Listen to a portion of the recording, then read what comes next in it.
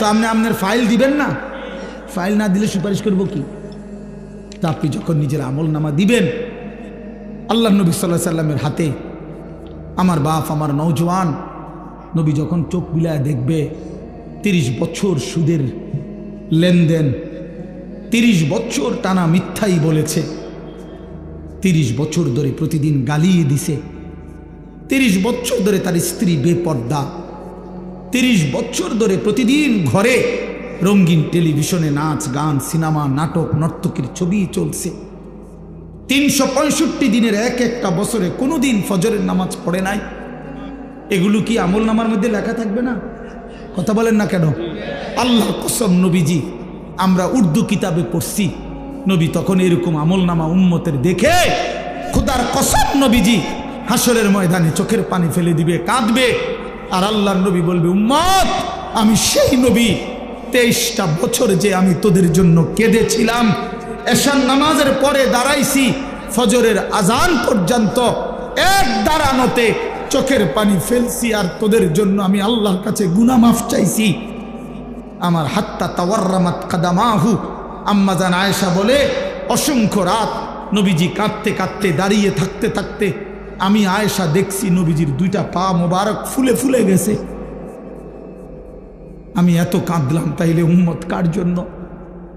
আমার তায়েফের রক্তে সারা দেহ রক্তাক্ত হয়ে আমার পায়ের জুতা আর পা রক্তে জমাট বাইধা গেছে, আমার জুতা আমি খুলতে পারতেছিলাম না, আমি ক্ষুধার কষ্টে পেটে 2টা পাথর বাঁধছিলাম, আমি উহুদের দান দান শহীদ করা রক্তে উহুদের জমিনে আমি পড়েছিলাম, আমার ঘরের চুলায় 3 মাস আগুন জ্বলে নাই। দোস্ত আমার, বন্ধু আমার, নবী জিজ্ঞেস করবে, উম্মত এত রক্ত, এত চোখের পানি, এত ক্ষুধার কষ্টের আমার 23 বছরের বিনিময়ে এই আমল নামা, এই আমল নামা? তুমি না আমার শ্রেষ্ঠ উম্মত, আমি না শ্রেষ্ঠ নবী, তো আমি এই আমল নামা নিয়ে কেমনে মালিকরে দেখাবো? আমি কেমনে দেখাবো যে আল্লাহ আয় মাওলা, এটা আমি শ্রেষ্ঠ নবীর শ্রেষ্ঠ উম্মতের আমল নামা, এটা কিভাবে দেখাবো? এজন্য আমরা এই কিতাবে পড়ছি উর্দুতে যে নবী তখন বলবে, উম্মত তুমি আমার এত বড় বেইজ্জতি কেমনে করবা? আজ হাসরের ময়দানে তুমি আমার উঁচা মাথা ছোট করে দিলা উম্মত। আমি তো এমনটা আশা করি নাই, আমি তো এমনটা আশা করি নাই। আমি তো 23টা বছর কোনোদিন ঠিক মতো খাই নাই, ঘুমাই নাই। আমি তো 23টা বছর দুয়ারে দুয়ারে ঘুরছি, কবি আরশ पर कभी फरश पर, कभी उनके दर कभी दर बदर, गमे आशिकी तेरा शुक्रिया, मैं कहाँ कहाँ से गुजर गया। কই থেকে কই ছুটছি, কখনো হাটে, কখনো ঘাটে, কখনো মাঠে, কখনো বাজারে, কখনো একজনকে, কখনো 10 জনকে ধাক্কা দিছে, উটের পোঁসা নারী বুড়ি আমার পিঠে চাপায় দিছে, আবু লাহাব আমারে গামছা দিয়া ধরে টাইনা কাবা ঘরের সীমানার থেকে টেনে বের করে দিছে, আবু জাহেল আমারে ধাক্কা দিতে দিতে খানায় কাবার সীমানার থেকে বের করে দিছে। আমি এত অপমান সইলাম, এত বেইজ্জতি সইলাম, আমি এত পাথরের আঘাত সইলাম, বিনিময় উম্মত তোদের কাছে আমার এই কলিজা ছেঁড়া রক্ত ভেজা দিন দিয়ে গেলাম, ইসলাম দিয়ে গেলাম, কোরআন দিয়ে গেলাম, সবকিছু এভাবে ছুঁড়ে ফেলে দিছ। আজ 30 বছরে যে নবীর কথা মনে পড়ে নাই, 60 বছর বয়স এখনো বিড়ি সিগারেট খান মিয়া, কেমনে নবীজির সামনে দাঁড়াইবেন? এই উম্মত, এই মুসলমান, আল্লাহরে সাক্ষী রেখে আজকে রাতে ঘুমাইবার আগে একবার ভাইবেন, একবার ভাইবেন, একবার। 60 বছর বয়সেও বিড়ি সিগারেট ছাড়তে পারেন নাই, 60 বছর বয়সেও গালি দেওয়া বন্ধ করতে পারেন নাই, 60 বছর বয়সেও চা দোকানে নাচ গান বেড়ি দেখার অভ্যাস ছাড়তে পারেন নাই, 60 বছর বয়সেও সুদের টাকা নিচ্ছেন, কিস্তিতে টাকা নিতেছেন। আরে হারামখোর, কেমনে নবীর সামনে দাঁড়াইবা? কেমনে দাঁড়াইবা বাপ? ওই চাচা,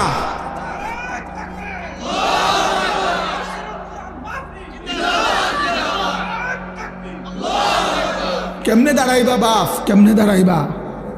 চাচা কেমনে দাঁড়াইবেন? কি মনে করছেন সুপারিশ? হাসরের ময়দানে নবীর সুপারিশ কি মামুর বাড়ি নাকি? এটা সাহাবন মনে করছেন আপনি? হ্যাঁ, আপনি কি ভাবছেন এটা? আপনি বিড়ি খাইতে খাইতে বেহেশতে যাবেন গা? হ্যাঁ, আপনি সুদ খাইতে খাইতে বেহেশতে যাবেন গা? আপনি কিস্তি উড়াইতে উড়াইতে বেহেশতে যাবেন গা? খামখেয়ালি মনে করছেন এটা? আখেরাত খামখেয়ালি? খোদার কসম, কোরআন শরীফে আছে ১৬ লক্ষ আম্বিয়া আদম থেকে নবী মুহাম্মদ সাল্লাল্লাহু আলাইহি সাল্লাম পর্যন্ত হাসরের ময়দানের ভয়ে দিবানিশি কাঁদছে। এমন কোন নবী নাই, এমন কোন নবী নাই হাসরের ময়দানে কাঁদছে, হাসরের ময়দানের ভয়ে কাঁদে নাই। এমন কোন সাহাবী নাই যারা হাসরের ময়দানের ভয়ে কাঁদে নাই। এমন কোন আউলিয়া নাই যারা হাসরের ময়দানের ভয়ে কাঁদে নাই। নাহলে আউলিয়া কেরাম কাঁদছে কি লেগে? বাতের লেগে, চিরা বই বনের লেগে কাঁদছে কিসের জন্য? আল্লাহ হাসরের ময়দানে মাফ করে দিয়েন, আখেরাতে মাফ করে দিয়েন, কবরের আযাব মাফ করে দিয়েন, এই জন্য কাঁদে নাই। তো ওনারা কাঁদলেন কেন? ওনারা কাঁদলেন কেন? 24 ঘন্টা নেক আমল করার পরেও 5 ওয়াক্ত নামাজ পড়লেন, হালাল হারাম বাইসা চললেন, বউ বাচ্চারে পর্দা পুশিদায় রাখলেন। এত কিছুর পরেও সমস্ত আম্বিয়া কেন কাঁদলেন? সমস্ত সাহাবা কেন কাঁদলেন? সমস্ত আউলিয়াই বুজুর্গানে দিন কেন কাঁদেন? কেন কাঁদেন আপনি বুঝেন না? হাসরের ময়দান খামখেয়ালি? কথা বলেন না কেন? ওনারা কাঁদে আমল করার পরে, আর এবড়া সাদওয়ানে বইয়া বইয়া গপ মারে, এবড়া লম্বা লম্বা কথা কয় সাদওয়ানে, অমুকের ইমান নাই, তমুকের আকিদা বালা নাই, অমুকের। আরে বাপরে, সাদওয়ানে বইয়া বিড়ি খাইতে খাইতে কয় ভালো মানুষ তো নাই করতে না। না চাচা, ভালো মানুষ থাকবো করতে? ভালো মানুষের শেষ ব্যক্তি তো আমনে, পৃথিবীর সর্বশেষ ভালো ব্যক্তি তো আমনে। এই যে বিড়ি খাই না কাকু, আমনেই শেষ ভালো। এই আমনে আরি যে বেটার কাছে বিড়ির গন্ধে কাছে যাও যায় না, আমনে পৃথিবীর সর্বশেষ ভালো ব্যক্তি। কোনো কারণে পৃথিবীতে আমনে যদি মরে যান তো কিয়ামত সাথে সাথে ইসরাফিল ফু দিয়ালে, কারণ এরপরে আর ভালো মানুষ আইব করতে। এবারেই তো শেষ, এবারেই তো সাদওয়ানে বইয়ে সিদ্ধান্ত দিয়ে দিছে ভালো মানুষ তো নাই করতে।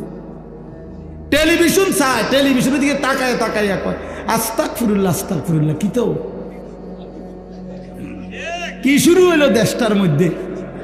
আমি বলছি একদিন রে চাচা, আপনি যেটি চাইতে আছেন এটি শুরু হয়েছে। কি শুরু হয়েছে মানে? নাটক শুরু হয়েছে, সিনেমা শুরু হয়েছে, আর বেডির নাচ শুরু হয়েছে, আর কি তা? এটা নিয়ে আস্তাগফিরুল্লাহ, টেলিভিশনের দিকে চাইয়া চাইয়া নিয়ে আস্তাগফিরুল্লাহ।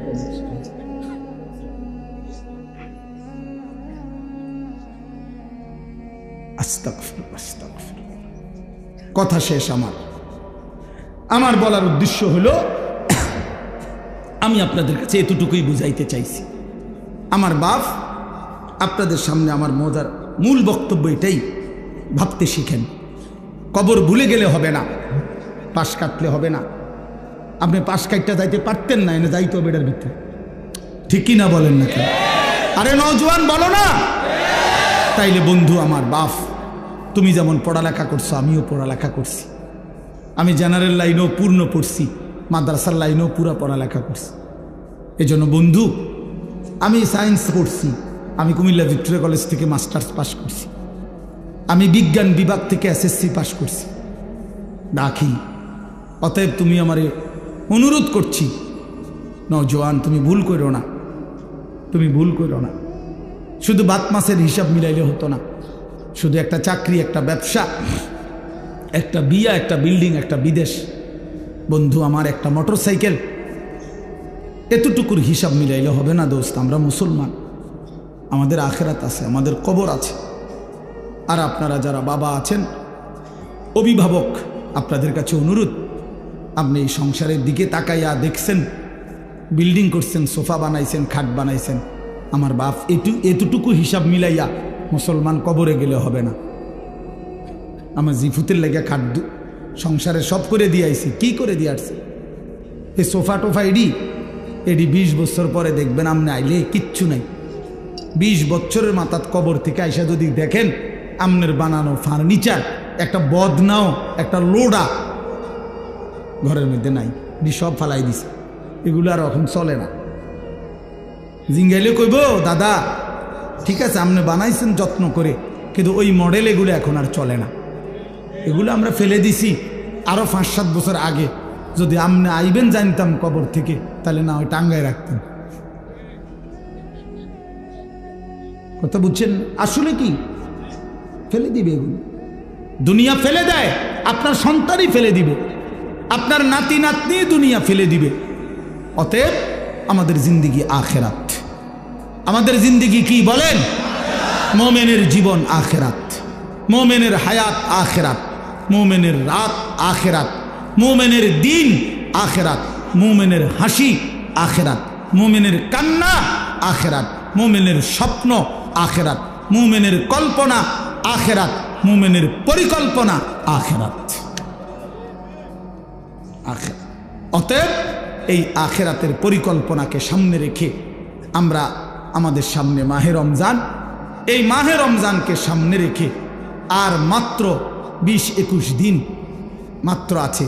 এই মাহে রমজানকে সামনে রেখে আমি অনুরোধ করছি, দয়া করে প্রত্যেকে ইনশাআল্লাহ, নওজোয়ান ভাই তোমরাও, বাবা বয়স্ক বাবা আপনারাও, পর্দার আড়ালের মা বোন আপনারাও, হাত জোড় করে বলি, আমি আপনাদের ছেলে কারো, আমি আপনাদের কারো ভাই, আপনাদের কারো সন্তান, আপনাদের কারো নাতির বয়সীও হতে পারি আমি আপনাদেরকে অনুরোধ করছি। আর ছেলেরা তোমরা আমার সন্তান, তোমরা আমার ভাই। আমারও তো 15 বছরের সন্তান আছে।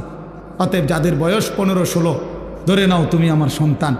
আর এর চাইতে বড় যারা, তুমি আমার ছোট ভাই। আমারও তো ছোট ভাই আছে। আমি চাই না আমার সন্তান নষ্ট হয়ে যাক, আমি চাই না আমার ছোট ভাই বরবাদ হয়ে যাক, আমি চাই না আমার বাপ চাচা দাদা জাহান্নামী হোক।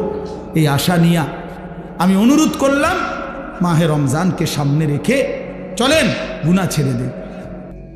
নির্দিষ্ট পরিমাণ সময় কোনো বিষয় না। নবী সাল্লাল্লাহু আলাইহি ওয়াসাল্লাম বলছেন, বাল্লিগু আন্নি ওয়ালাউ আয়া। তার মানে একটি আয়াত, একটি বাক্য হলেও আমার কথা তোমরা পৌঁছিয়ে দাও, পরিমাণে কম হোক, তারপরও এই একটি কথাই তোমরা পৌঁছিয়ে দাও। হাদিসের মধ্যে আছে, হযরত আবু যর গিফারি রাদিয়াল্লাহু তাআলা আনহু তিনি বলতেন যে আল্লাহর কসম, তোমরা যদি আমার গর্দানের মধ্যে তলোয়ার রাখো এবং আমি যদি বুঝি তলোয়ার দিয়ে আমাকে কোপ দেওয়ার 1 মিনিট সময় বাকি, মানে কোপ দিতে দিতে আমি নবী সাল্লাল্লাহু আলাইহি সাল্লামের একটি বাক্য বলতে পারবো, যদি এটুকু সুযোগও আমি বুঝি, উনি বলেন আল্লাহর কসম আমি ওই মুহূর্তেও আমার রসুলের কথা বলে দেব, ওই মুহূর্তেও বলব। এই ছিল সাহাবায়ে কেরামের হিম্মত, ফিকির। তাহলে এই জন্য বললাম, আল্লাহর কথা বলতে পারা এটা অনেক বড় সৌভাগ্য। আল্লাহ তাআলা প্রিয় ভাই মাওলানা ইসরাফিলকেও পুরা দেশবাসীকে সাথে রেখে সামনে রেখে কথা বলার তৌফিক দান করেন। মুআজ্জাজ মুহতারাম হাজিরিন, আমি আপনাদের সামনে পবিত্র কোরআনুল কারীমের 2 নম্বর পারা, 2 নম্বর সূরা, সূরাটার নাম সূরায়ে বাকারা। এই সূরার 185 নম্বর আয়াত তেলাওয়াত করেছি। আয়াতের অংশ বিশেষ, অর্থাৎ আয়াতটা একটু লম্বা, পুরা আয়াতটা পড়ি নাই, আয়াতের কিছু অংশ তেলাওয়াত করেছি। এই আয়াতটিকে সামনে রেখে মাহে রমজানকে উপলক্ষ করে সামান্য কিছু কথা। কিশোর নওজোয়ান যত ছেলে আছো বাপ, আমার অনুরোধ ভাইয়া, একদম ঘড়ি ধরা অল্প কিছুক্ষণ সময় আমি কথা বলবো ইনশাআল্লাহ, চেষ্টা করব। এই জন্য দয়া করে দোস্ত আমার অনুরোধ, এই হাতে ধরা যে মোবাইলগুলো, এগুলো নামায় ফেলো ভাইয়া। কেউ হাতে মোবাইল ধরে রেখে রেকর্ড ভিডিও এটা করা যাবে না, আমি অনুরোধ করলাম, এবং এটা আমার আদেশ। আমার এই কথাটা যদি কারো পছন্দ না হয়, সে উঠে চলে গেলে ভালো, নাহলে আমি ধমক দেব। এরপরে লজ্জা পাইবা ভাইয়া, এরপরে তুমি উঠে যাইতে বাধ্য হইবা। এজন্য দয়া করে হাতে ধরে মোবাইল যাদের, এটা নামায়া ফেলো, বন্ধ করে ফেলো। কেন? প্রশ্ন হলো কেন? কারণ হলো, বাস্তবিক কথা হলো, সারাক্ষণ মোবাইল ধরে রাখলে দিল জমে না, মানে অন্তরের মধ্যে কথা পৌঁছে না। এমনিতে মোবাইলে ওঠে, ঠিক আছে, মোবাইলে জমা হয়, মোবাইলে তো আলহামদুলিল্লাহ প্রচুর ওয়াজ আছে, সব বক্তাদের। ও বক্তা ছাড়াও অনেক ব্যক্তিদের অনেক সুন্দর সুন্দর বিভিন্ন বিষয়ভিত্তিক আলোচনা, অনেক কিছু আছে, অভাব নেই। কিন্তু কথা হলো, আমার দিলে কি আছে, আমার জিন্দিগির মধ্যে কি আছে, এটা দেখার বিষয়। এটা একটা গুরুত্বপূর্ণ বিষয়। এই জন্য এটা ইনসাফের সাথে ভাবা উচিত। তো এই জন্য আমার উদ্দেশ্য হলো যে আমি নিজের জন্যই শুনি। প্রত্যেকে যদি এটা ভাবি যে আমি আমার নিজের জন্য কিছু কথা শুনি, তাহলে বরকত হবে। কোরআন আমার জন্য, আমাদের নবী সাল্লাল্লাহু আলাইহি ওয়াসাল্লামের হাদিস আমার জন্য, এটা মনে রাখতে হবে। আমাদেরও বলার দরকার নেই যে আমার জন্য, আমার কবর, আমার আখিরাত, আমার মিজান, আমার ফুলসিরাত, আমার হাসর, আমার মৃত্যু, আমার পরকাল। এই যে এই অনুভূতিটা এতটুকু যদি আমাদের দিলে ঢোকে, তাইলে আমাদের আখিরাত অনেক সুন্দর হবে, আমাদের জিন্দিগির ধারাটাই বদলে যাবে। আমি যদি এটা বুঝি, কবরও আমার, দুনিয়াও আমার, আখিরাতও আমার। আমার দুনিয়া আমি বাদ দিতে পারবো না, আমার আখিরাত আমি ভুলে যেতে পারবো না। তো বুদ্ধিমান তো সে দুইটাকে যে মিলায় নেয়। আমার দুনিয়ার প্রয়োজনও পূরণ হোক, আমার আখিরাতের নাজাতের ব্যবস্থাও হোক। আমার বউ বাচ্চার জন্য বাজার দরকার, ঠিক আছে, বাজারও করি।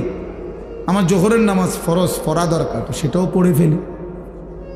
আমার উপার্জন করা দরকার, নয়তো সংসার চলবে কেমনে, তো ঠিক আছে, আমি ব্যবসা উপার্জন হালাল পন্থায় চেষ্টা করি। আবার আখিরাতে বাঁচার জন্য হারাম থেকেও বেঁচে থাকি। এটা সম্ভব। একজন মানুষ যেহেতু দুনিয়াবি অসংখ্য কাজ করতে পারে, তাহলে আখিরাতের এই আমলগুলোও তার জন্য করা সম্ভব। কোরআনুল কারীমের মধ্যে আল্লাহ তাআলা বলেন, ফাআকিম ওয়াজহাকা লিদ-দীন হানিফা ফিতরাতাল্লাহিল্লাতী ফাতারান নাসা আলাইহা লা তাবদীলা লিখালকিল্লাহ।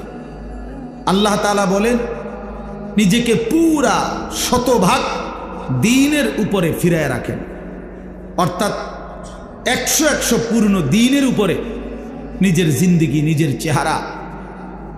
আরে ভাই, তোমরা পিছনে তাকাচ্ছ কেন? এটা তারা তাদের কাজ করতেছে, তোমাকেও কাজ কি? বাবা কথা বলো না, চাটাই বিছাইতে গিয়ে কথা বলো না, একটা শব্দ করো না, তাহলে তো তোমাদের আওয়াজের কারণে ওদের ধ্যান নষ্ট হয়ে যাবে। আওয়াজ ছাড়া খেদমত করো, কোনো শব্দ ছাড়া স্বেচ্ছাসেবক কাজ করো ভাই।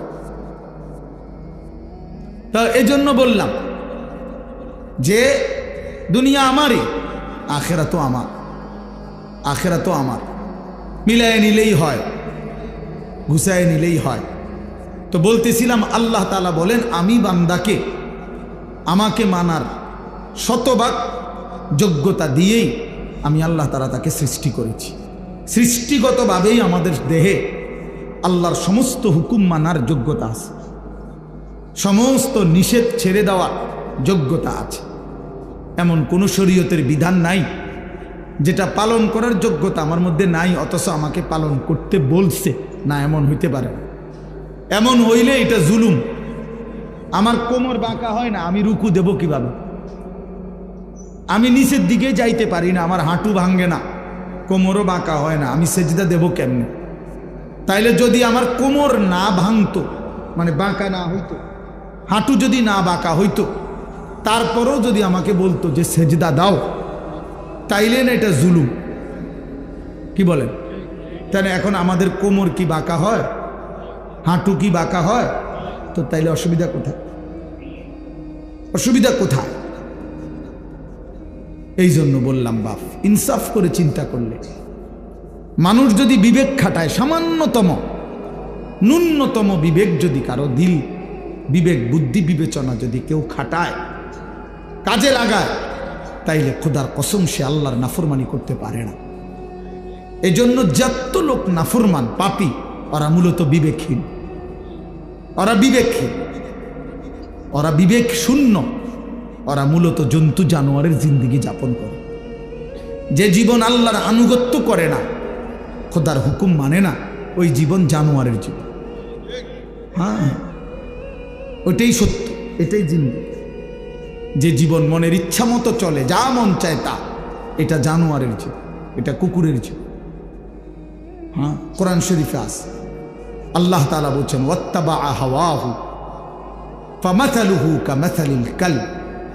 সূরা আরাফের মধ্যে আল্লাহ বলে, মনের ইচ্ছা মতো যে চলে, আমার মনে যা চায় তা, কিসের নামাজ, কিসের আল্লাহ, কিসের রাসূল, কিসের কবর আখেরাত, হুজুরদের কথা বাদ দাও, এটা আমার মনে যা চায় তা, আমার যখন যেটা ভাল লাগে এটাই করব। মন চাইলে ঘুমাবো, মন চাইলে সজাগ থাকবো, মন চাইলে হাসে, মন চাইলে কাঁদে। এই যার যখন যা মন চায় তাই করে। আল্লাহর বিধান, রাসূলের বিধান, কোরআনের বিধান যে অনুসরণ করে না, খোদার কসম আল্লাহ বলছে ফামাসালুহু কামাসালিল কালব, তার উদাহরণ আল্লাহ বলেন কুত্তার মতো। কুত্তার মতো, এটা কুত্তা